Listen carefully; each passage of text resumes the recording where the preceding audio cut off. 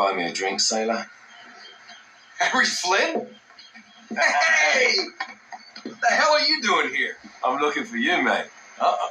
Should I be flattered or worried? Maybe a bit of both. Come here.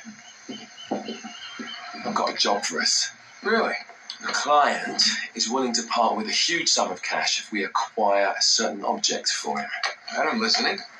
Now, you're not going to like this.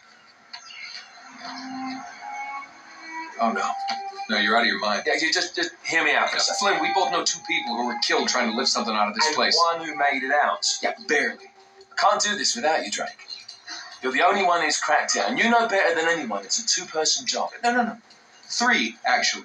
Right. And speak of the devil, here she comes now. What? Chloe Fraser. Nate. Drake. Nathan. Drake. Hello, Harry. Chloe is one of the best drivers in the business. She'll take good care of us. I bet. Right, look. I've got it all figured out. You go in through the sewer. Loving it so far. That puts us in the courtyard. From there, we scale up the wall, run across the rooftops, and just drop down into the exhibit hall. Bob's your uncle. And what is worth all this trouble, I hear you ask? I didn't, but go ahead. But that's it. An oil lamp. Yeah. It's worthless. I don't get it. Neither do we. That's why we tracked you down. Well, it sounds like you're working for a nutcase. Some collector who's got too much time and money on his hands. And by the way, this is not worth any of it. But there's more. How's your 13th century Latin, mate? Where'd you get this?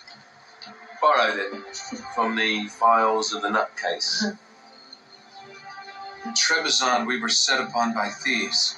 Father, Maffeo, and I were robbed of our greatest treasures. This was written by Marco Polo. Yes, that much we were able to work out. Unfortunately, the rest of it's nonsense. Hey, hold on. So that it should not fall into the wrong hands, I concealed my great sorrow in the unlikeliest place. The light of the great Khan shelters the fate of the 13. So I mean, it's just gibberish.